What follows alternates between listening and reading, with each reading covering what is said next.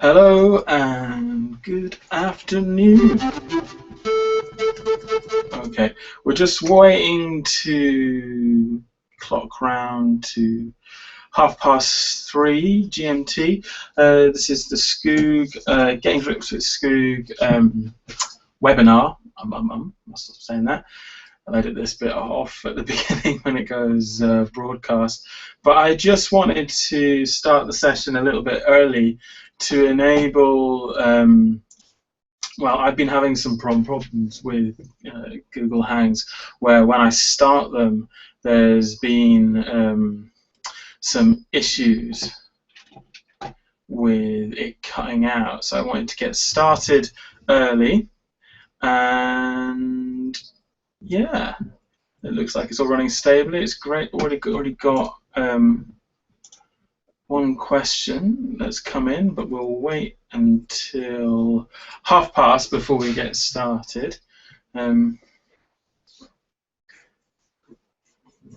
question there. We'll wait till everyone comes in. Hopefully, do feel free to use the chat as well as the Q&A if anyone has any distinct issues. Do pop up. It'd be good to know that everyone can see and hear things well, so that would be great. I'm just going to go pop back to the Q&A. There we are. And there's our first question. So a couple of minutes to go. So I mean, first off, we'll just wait until the viewers come online, and then I will be able. We've got someone online now. Oh, they've gone off. There we go. And maybe what I should do is play a little something just to check the levels.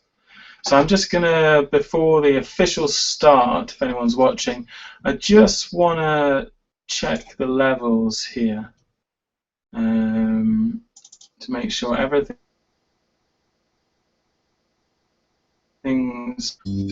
so.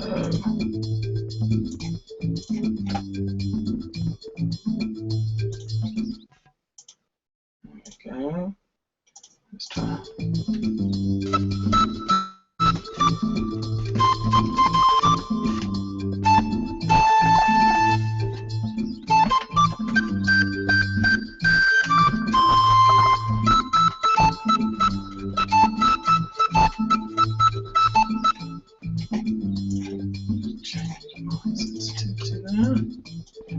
So 1 viewer, we're coming up to start time, but just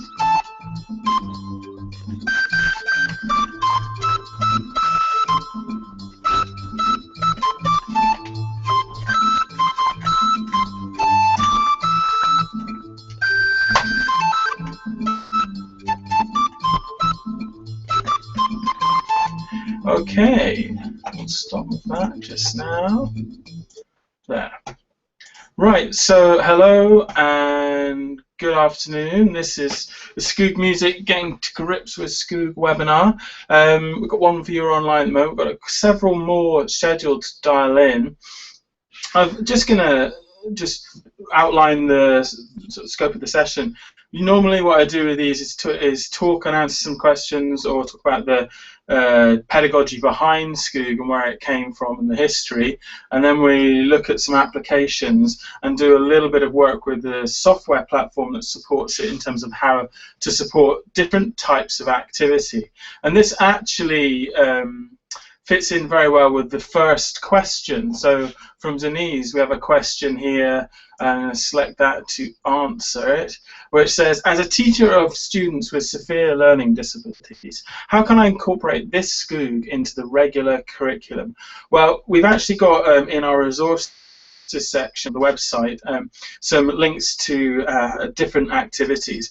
There's, in my opinion, and many others, I think music should be part of every day, and almost it can be incorporated into many lessons. But in terms of using this in other areas, so this is a tactile, customizable, soft, highly engaging interactive object when connected to computer, and you could, because it is not limited to simply playing musical sounds. So although you can use it with musical sounds using flashcards to do a kind of like color, like a Skoog twister, and you can work on sequencing activities. You can also record your own sounds into the software, which means that you can use the device itself and the platform for using it in all kinds of different ways, such as communication, sequencing tasks, numeracy, literacy, emotional engagement, and really anything that might involve some kind of mixed media. I know a lot of classes in the PMD, sort of more profound learning difficulties end, who use Skoog as a way of engaging members of the class in sensory stories that they're creating or they're working through, because the interface can be customized in such a way for an individual to access it. Then it allows them to possibly play in the character sound or the water sounds for the sea scene. You know, there's lots of different ways of using it, and that out with the use of music, but I would advocate using songs and music and engagement in that way in lots of different types of curricular activities as well. So I hope that in some way answers your question. I mean, the key thing is that whilst it is a musical instrument and it has a range of supported activities for music, it is not limited to music by the fact that you can put any sound that you want. So for example, we could put phonemes on it and start to use it to create and build words alongside working with a speech and language therapist. We have lots of people who do that kind of activity.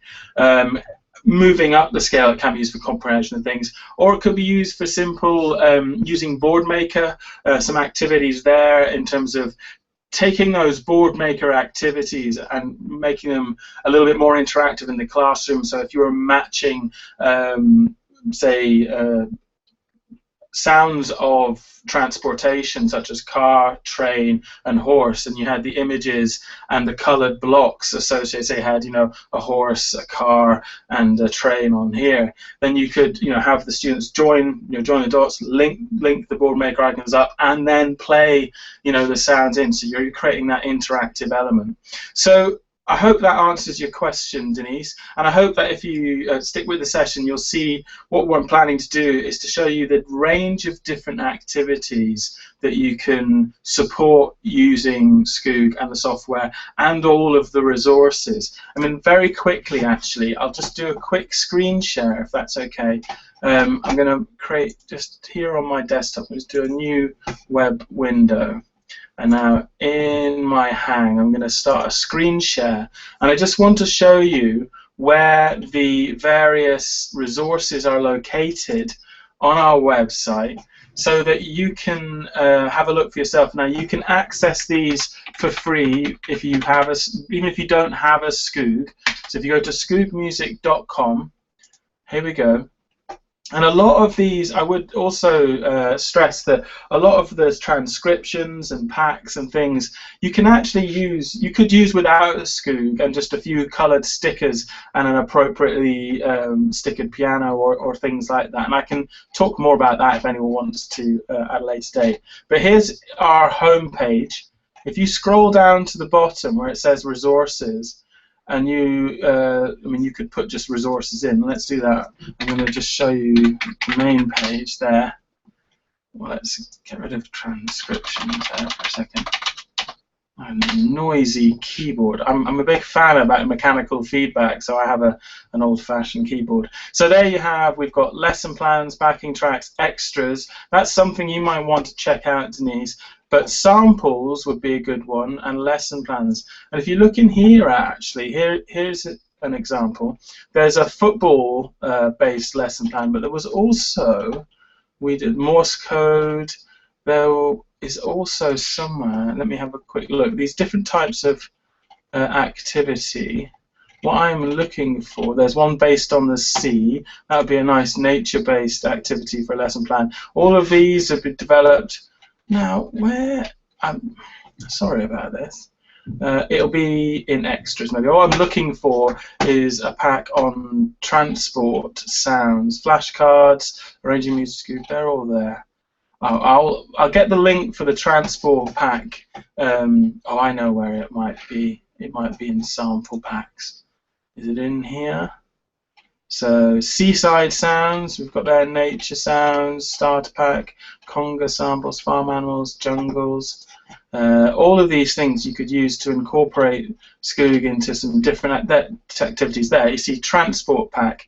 Now if I download that, you could download this for free and the samples are available.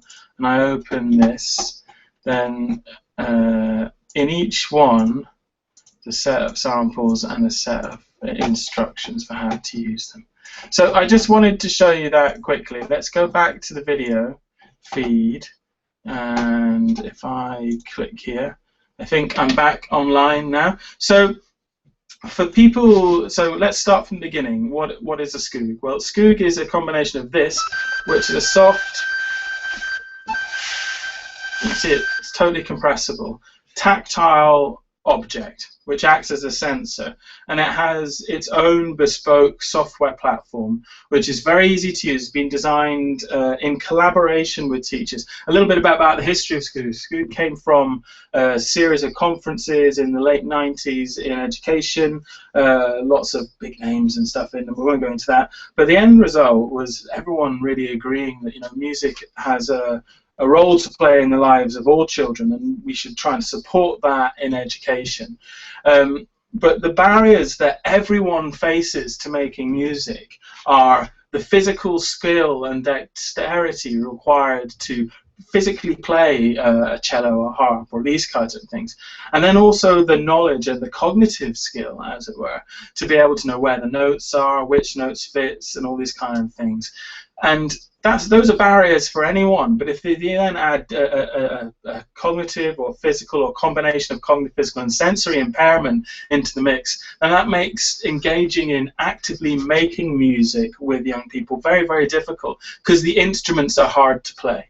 They're not designed for human interaction. They're based on the physics of strings and things to make the noise, and we have to learn how to manipulate our movements and bodies to learn how to move them.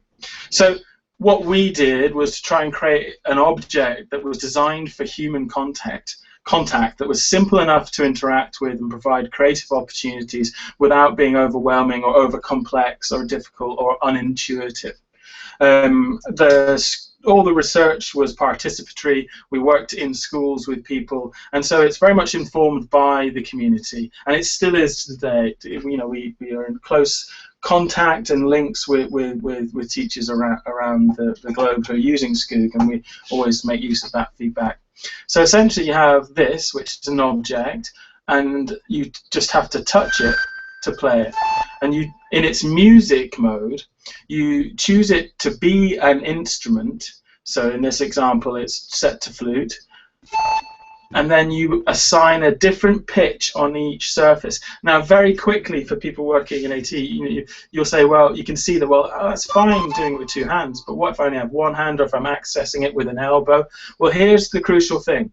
This is sensitive everywhere, not just on these domed buttons. These buttons are really calls to action. They're perceptual things that say, touch, press me, but actually, look, the white bits are sensitive too, and it actually means that from one point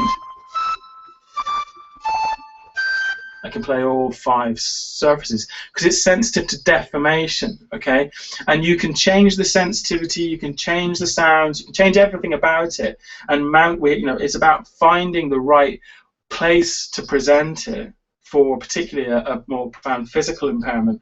So sometimes feet are the best way in, or it's an elbow. I was working with a chap in London last week, and he was it was mounted here, and he was using his chin to manipulate the Skoog and play.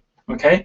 Now, the other thing that's different about Skoog in its approach, particularly pedagogically in terms of supporting musical activities, is traditional instruments have all the notes that they can play available all the time. But you don't need them all the time, and that's often what complicates matters. So with Skoog, what you do is you set it up with a palette of sounds that will do for now. So you say, well, what notes do you need right now? And you give someone those notes and label them to play. So because it has 5 sides, it works particularly well with pentatonic scales. Now, you don't have to have a degree in music theory. All you need to know is that pentatonic scales are notes that are going to work well together, and they will enable you or the individual using Skoog to play music with any piece of music practically, or any other performer. Essentially, it's like it's doing the music, it's learning your scales for you, and you just play. Okay, so what I'd like to do, if it's all right with the group, and please do pop in a question or raise a comment, or use your microphone to dial in if you wish at any point to raise the question. But what I'd like to do now, before delving into the software, which we'll get to in the second half hour, or if there are any questions, please do bring them up. Denise, I hope you're still watching, because I'll get to the sampling and the placing of musical sounds, as it were, into the Skoog software a little bit later on. So what I'd like to do now is show you 3 or 4 actually short examples of the Skoog being used in different ways. They're all music based, Denise, but I can show you some more sample based ones later actually. But these initially are all music based. But they will demonstrate the range of different users and user groups that you can use Skoog with. Okay. Very quickly, on a procedural note, all our resources are free, and the software at the moment is always provided as a site license, so you can install it on multiple machines. It can be used by students taking it home, all kinds of different ways of employing the technology. So I'm going to go to the YouTube app now, because I want to show you a couple of these videos. Please do shout if there are any issues with that. Okay. So I'll just check. There's nothing in the chat box. So I'm going to go to the YouTube app. You may now be prompted to install or open this on your thing, on your screen, but I think we're okay. I'm still coming through. So first of all, I'm going to type in PMLD Skoog turn. Here we go. And so this is the first example that I'd like to show you. I'd like to just preamble this with a little description of what's going on. So Kieran is a young chap here. He is completely blind, and he doesn't have any spoken language at the moment, but he does communicate well. You know, he makes choices about what he wants to engage with, and through a process of presentation, like giving him the Skoog with different sounds, he's picked this plucked string or guitar sound. We've then given, the teacher has just put on a backing track, and we have lots of backing tracks you can download. There's loads of free ones on the website, and by setting the Skoog to the right scale for that backing track, now it's very easy to do because it's written on the file of the backing track the way we do it. Then it enables Kieran, simply by playing with the object, to engage in expressing himself musically. And I think you'll see, so as a blind student, he has his head up, he's focused, he's listening. He actually allows each sound to ring out until it stops, which is a very clear indication that he's focused on what he's doing. And then he tries different ways of moving, in terms of going from a plucking movement to hitting the Skoog. And that, because the Skoog is dynamic, it's not a switch, it's essentially an analog array that builds the sounds using the movements made upon it. So it creates this very physical sensory linkage between your interaction and the sounds that you're creating, much like an acoustic instrument. Then it gives this expressive, engaging character. So let's watch Kieran here playing Skoog,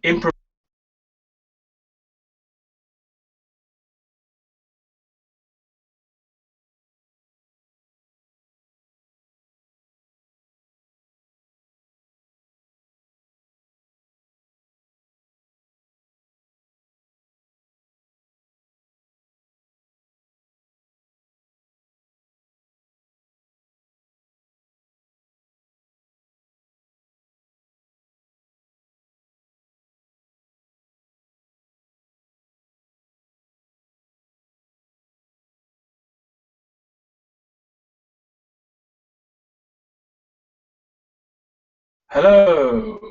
I'm very sorry. I got cut off there, and I'm not sure. So,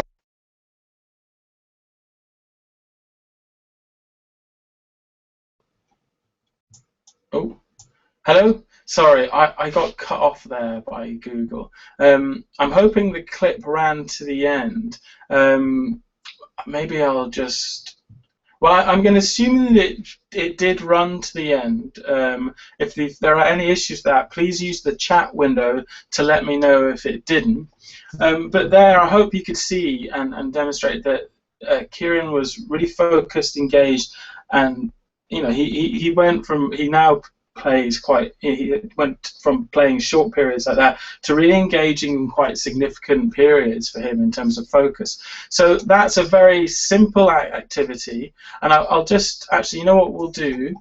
We'll go back to screen. Now I want to do a quick screen share and show you how easy it is to set up an interaction like that. Okay, so if you just bear with me, I'm going to do a screen share, and I'm going to do my whole desktop.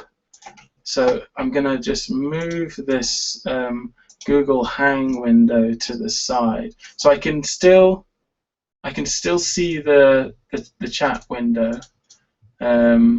So please do ask any questions. So hopefully you can see my desktop now. This is the Skoog software, so you can see it's not nice and simple. Sensitivity set fine. So in order to do what we were doing there for Kieran, very simple, is go to we used a loop that we downloaded, and in these ones, let's use this one here, ready-made loops. Let's put that one, and to load a loop, you just drag it up here to the loop player. So I'm going to pause it now. Now, written in the instructions for these loops. Oh, wait a minute. Shall I show? Why don't I just show you the instructions? Instructions. I open that as a PDF, and it tells me lots of different stuff. But specifically here, it says funk key A minor, right? So I now, just in my Skoog software, simply need to go to the note selection bit. Lots of different ways you can tune it, transpose, but if I work with the scales, I select minor A.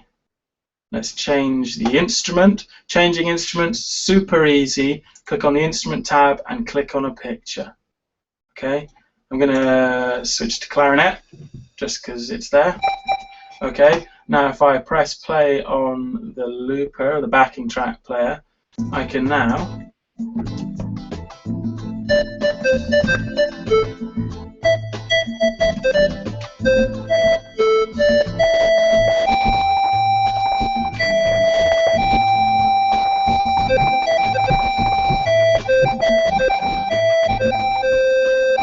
so there, I'm just going to try. I might try playing it with my chin for you as an example.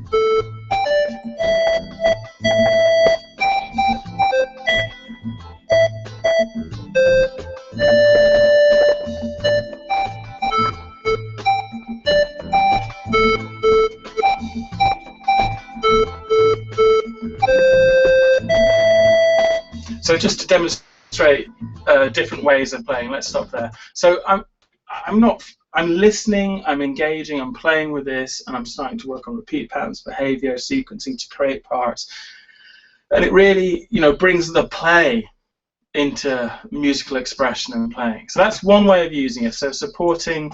Let's go back here. Let's go back to a camera. So hopefully in there. Are you going to go back to me? Hello.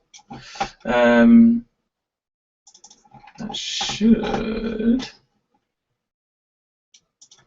I'm trying to get rid of this window into the soul here. Never mind. Let's switch that to the side slightly.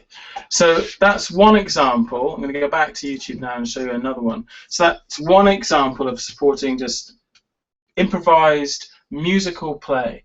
anyone can do it. And one of the things that we found and has been reported in the last 4 to 5 years is that it's not just enabling as a device for the students, it's enabling for the teachers and the carers, because even though it enables you to engage in music as well, even if you, because if you don't know how to play an instrument, it's difficult to get these things going. But Skoog, you can play with the students, so it's a great leveler, and really supports that kind of social aspect of interactive music making. Okay, and that's where the real benefit, I believe very, very strongly, that it's in making music that we can get the real benefits for young people in terms of learning and creativity. I mean, listening to music and engaging that way is also brilliant, don't get me wrong, but I'm passionate about making music, and I really want everyone to be able to do so.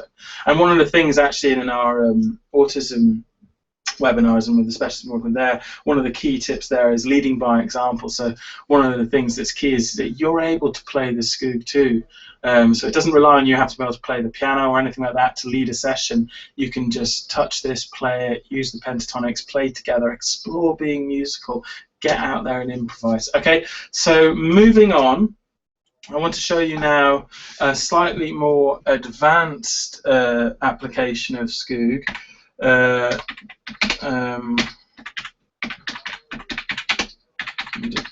just typing in Skoog Orchestra. Here we go. So what we're going to do is try and find the rehearsal clip. Sorry if it's taking me a little moment. This Skoog.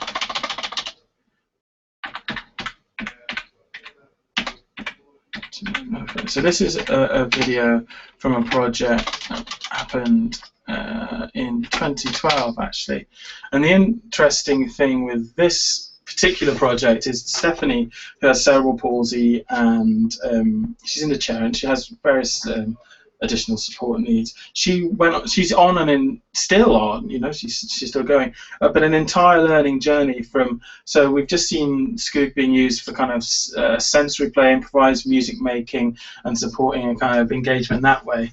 And now we're going to look at it being used in an orchestra. So Stephanie, still in a special needs unit, she found that she could play Skoog, and then she had regular lessons in Skoog, and that led her to then play with a mainstream orchestra, because with Skoog you can play scored parts, so it doesn't have to be just pentatonic scales. You can manually set the notes on the Skoog and then use a color-coded score to be able to play the part. So she's playing as a soloist. This is a rehearsal before the Olympic kind of performances that they did, and she continues to play. She was playing in Stirling last week. And she plays a range of things. She makes use of the iPad as well. There are some great apps on iPad, things like Thumb Jam.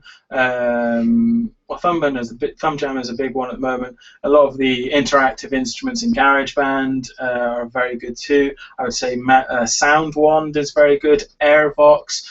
Drake Music London has a fantastic compendium of accessible apps for the iPad on their website, and I can provide links to that should anyone want. So Skoog for her was very much a gateway instrument into making music, and now she actually formed a group alongside 4 or 5. I mean, that's an ensemble now. Originally it was 4. They were called the Digital Quartet, but now they're the Digital Ensemble, and they've released their first EP on Amazon, and they continue to write and perform their own music. So here's an example of Skoog being used in a more advanced way creatively.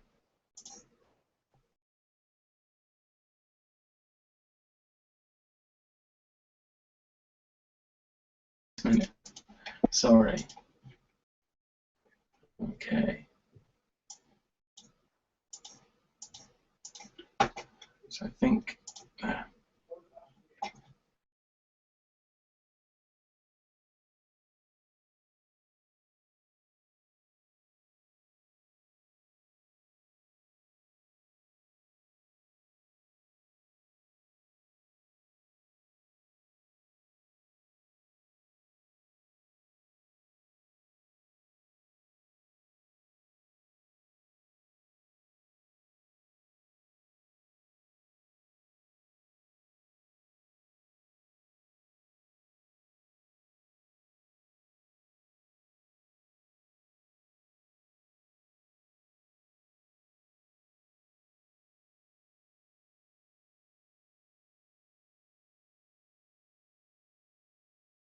again, I'm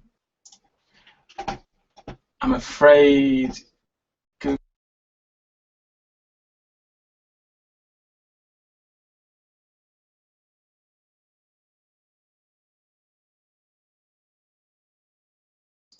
That's the wrong movie. Now, hopefully I'm back and you can hear me. Sorry about this. The right video and talk you through it.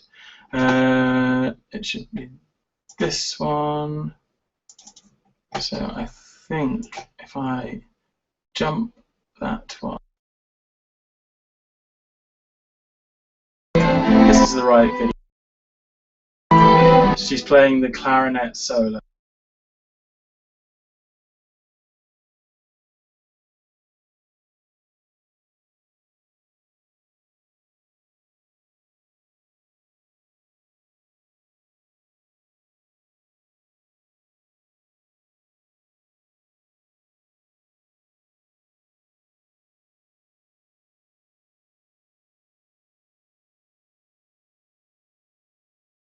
Okay, right, if we go back to a screen share, I'd like to show you how easy it is to facilitate that type of Skoog use.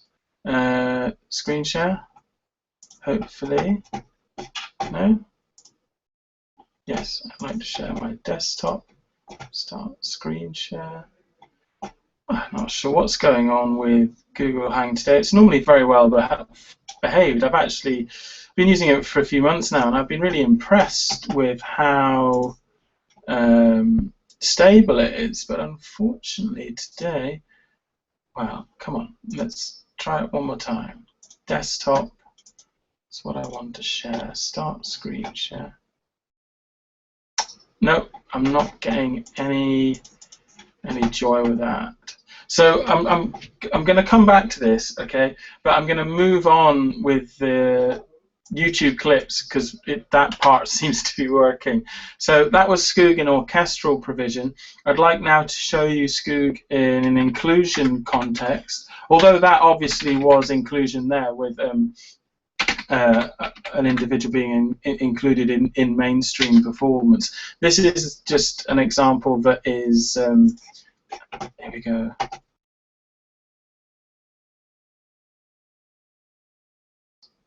Okay, can you hear me? Yes. So this example is, the reason why it's labelled inclusion is this is in a mainstream primary school in Scotland. And here you can see just to the side there, two Skoogs being played. But what I want to show you in this is, so Martina on the left of the two in the picture as you're looking at it. She has cerebral palsy, but she has no learning difficulties. She's included in mainstream schooling, but she's just physically unable to access traditional instruments. And here, using Skoog, she's able to actually take an active role in group music making. And this is something that, when I've been in the States talking to a lot of music teachers about life skills classes and groups that they run, this is an area where Skoog can really contribute and facilitate the inclusion of people who are in those groups, but to be able to take a more active and even role in the music making that you're doing. So Steve here has set the notes on the Skoog on the different sides to represent the notes needed to play a specific part, and using a traditional score then Martina's able to play. So let's let her play. She's playing with her friend Rosie, and they're playing the bass guitar for this whistle group.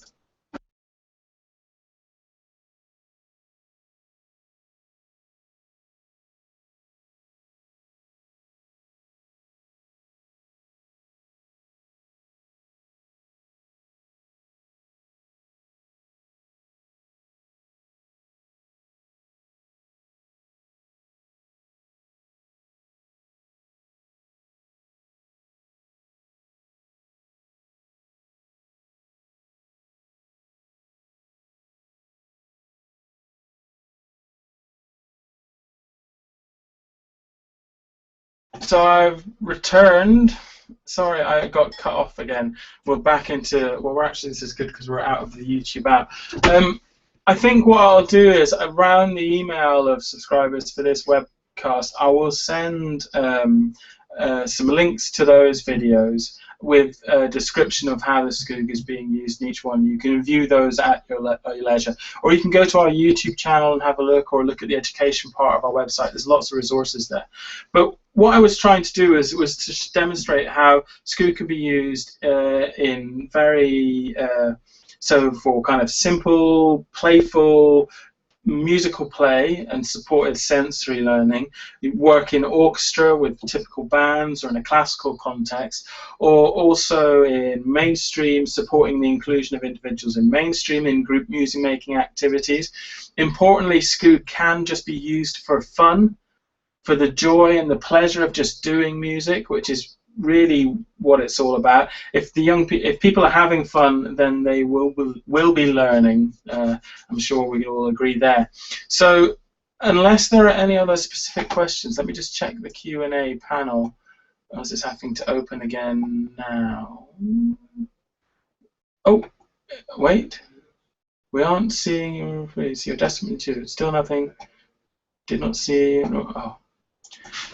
Okay. This has been technically not a great webinar. Can you see me now? I can see. Thanks for the links. That would be great. So Denise, can you see my video feed, or is it stuck on the blank YouTube or the blank desktop? And Ike, can you now see me? Google has signed me out repeatedly, and I have to keep signing back in. I'm not sure how quickly that would be done. So what I will do is I will email the links to those videos I was trying to show you. Am I right in thinking that you were able to see my desktop when I was sharing that? I think there was a note there that we've done that.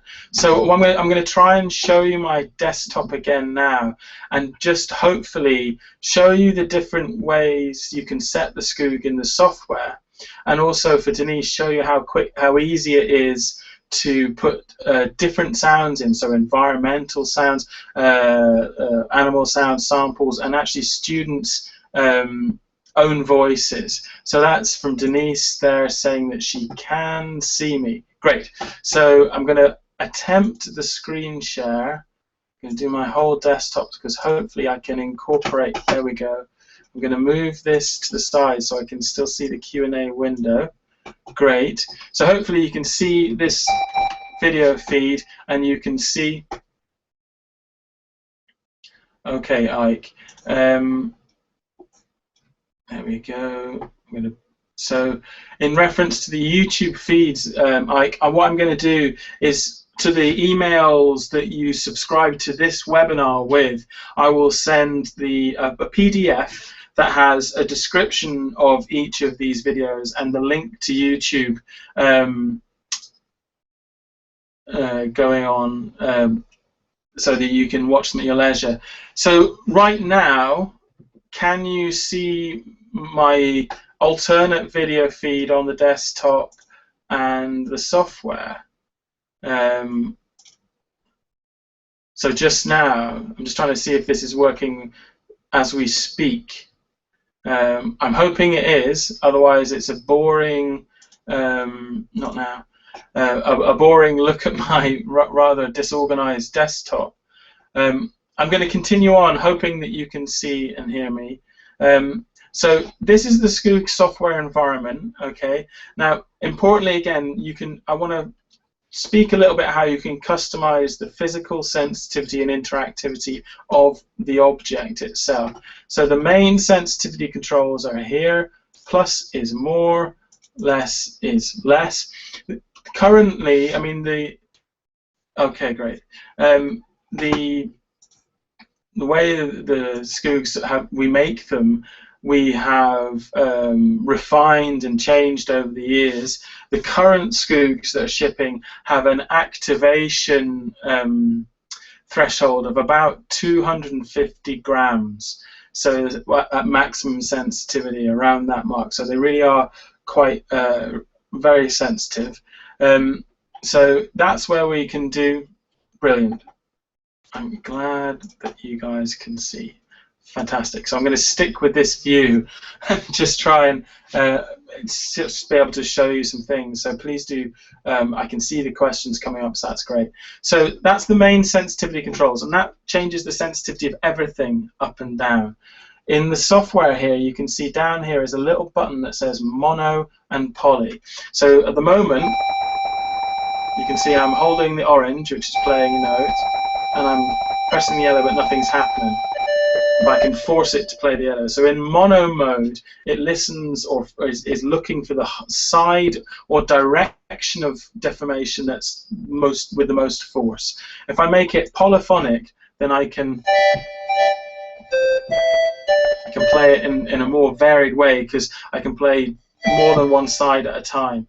I can't play opposing sides, because it is the actual physical deformation. So if I push in the same way against myself, the sensors inside are not moved. And that's just it is a limitation of the current Skoog device, and we're working on ways of improving that with different sensors, and we'll keep you informed on that. So when working with more profound physical disabilities, say if you're working in a musical improvisation mode, we do recommend you use the poly mode to kind of open it out, and so that now if I can start to access different sounds, different sound palettes with smaller movements and just a single point interaction. Okay, so that's the global sensitivity. This cog wheel here, if I select that, this actually allows me to set the sensitivity by surface and direction. Turn sides on, turn sides off, so I can limit the interactivity of the object. And sometimes if working in a class environment, say you're doing a sensory story and you have an individual with the snapping sound of a crocodile for the jungle section of a row, row, row your boat down the river, say, as a song, and that you're looking for that individual to play that sound in at the right time, then you may want to just have the sample on one side and turn the other sides off to avoid any accidental activation and to focus the device on the needs of the individual. Once you've set these levels, you just drag these sliders up or down. You can save, using this save button, you can save a profile for an activity or an individual. There are also threshold levels, and there are these different expressive parameters. We have lots of videos in the tutorial section of our website that explain all the different functions, but I just wanted you to see the kind of adaptability of the interface in reference to more profound physical interaction. And again, as I said, using a mount kit or different types of mount, it's about finding the right position for it to be used. Often, actually, I do find that down by the side of a chair is good. If kids are in wheelchairs with laptop trays, this kind of central area can be very difficult to manage. It involves gravity working against you and all these different things. So mounting it down at the side of the chair so they can not fight gravity and sort of make use of a kind of brushing motion like this can give quite a high range of interaction for individuals who have otherwise limited movement. It does work great on a desktop as well, and just sitting flat. Has a Dicem non-slip mat on the base, which will need occasional cleaning and wiping to keep that grippiness. So this is the Skoog software environment. So front page has this feedback. Then we've got choosing notes. These are built-in color following scores to help you get started. I can, do this. So when we go, I have to press the colors, and it feels it's kind of Guitar Hero-y. But importantly, it is self-paced. That activity is a limited number. There's also lots of printed colored scores you can download with the associated note files, and you can also just have flashcards and point to them in the right order. There's lots of different ways of using it. So that's a little built-in resource that we just looked at, which was the adjustment of the more kind of selective sensitivity. Let's just have a quick look at these instruments. So it's based on also an orchestral standard of woodwind, brass, percussion, and strings. Let's have a look at a cello. Now, it just takes a second to load an instrument sound. You just click on the image, and then you have to wait for that box to appear above the image. There we go.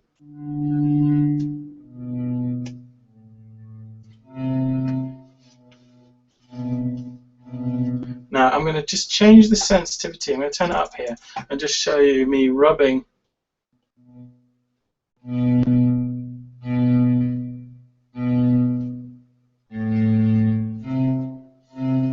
So as well as pressing, I can rub, I can tap. We could take it off the mount and shake it and do different things. Okay.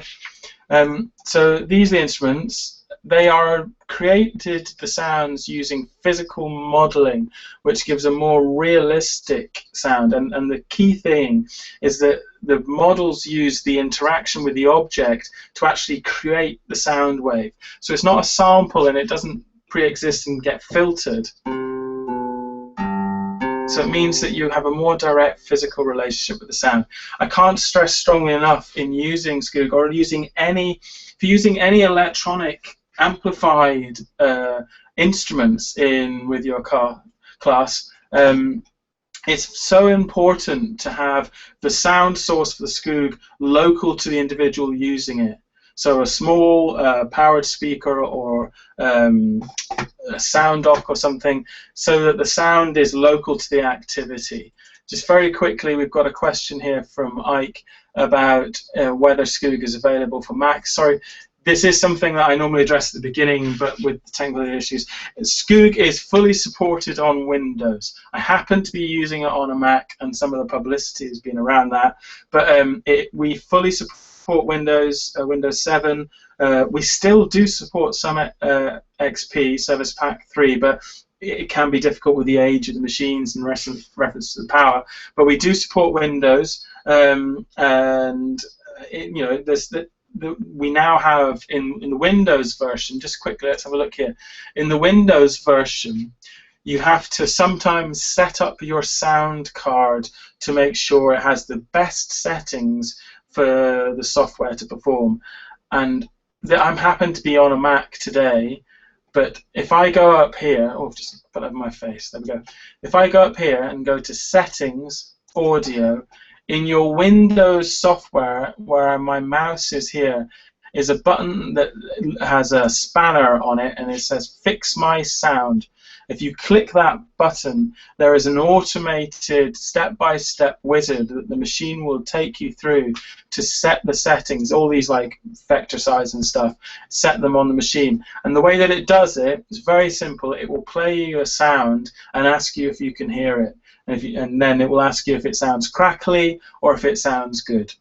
Very importantly, when doing the Windows audio setup, it's important that you are using a decent speaker or amplifier and not just laptop speakers, because most laptop speakers will just sound crackly. So if the machine is asking you, does this sound crackly, and you're saying yes, it's not because of the setup, it's just because of the bad speakers in the laptop. Okay, so I hope that answers that question. So these are the sounds on the Skoog. Let's have a look at some more percussive things like the marimba.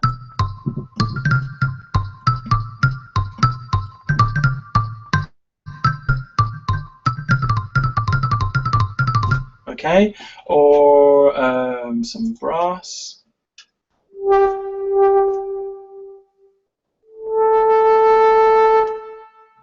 There we go.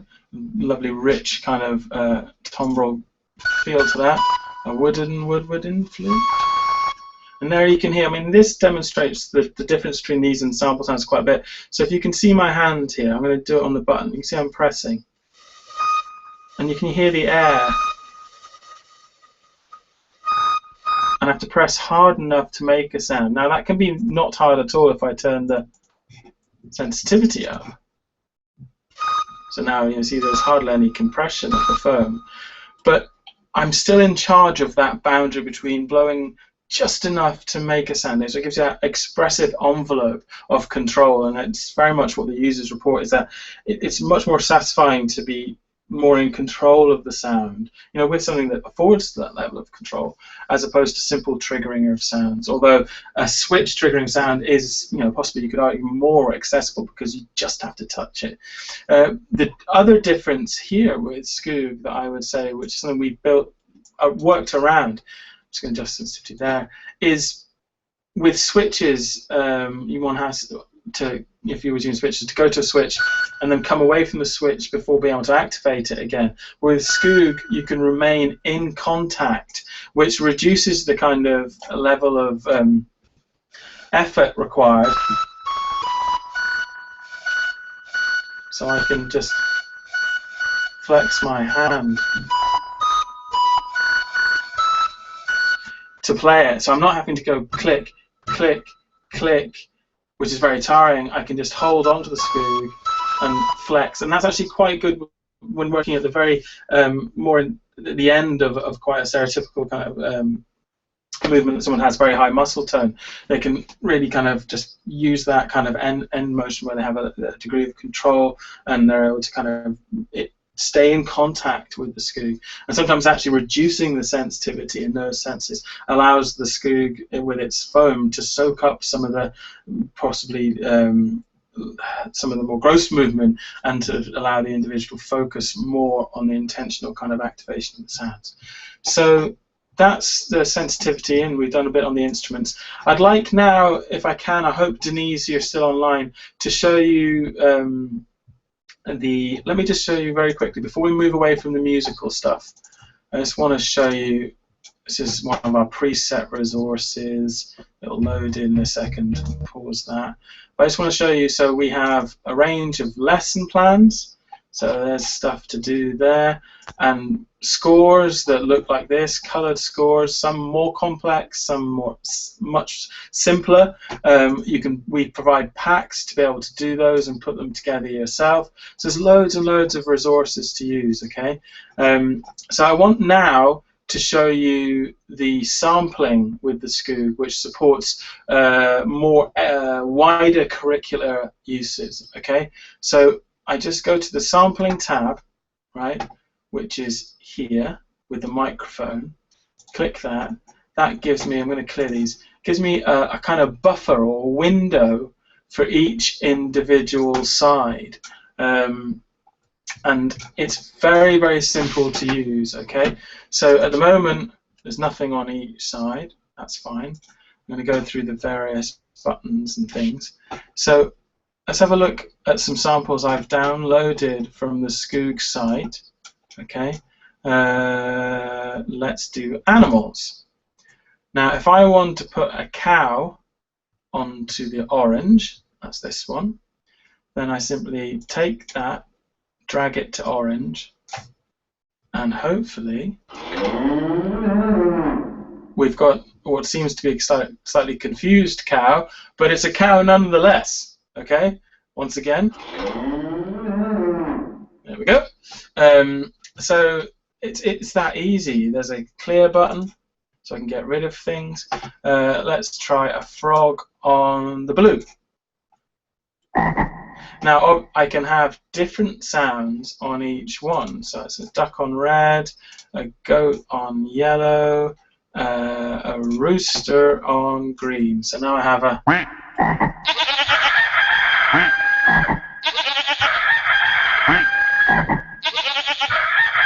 okay, so you can already see how that can be used in different ways.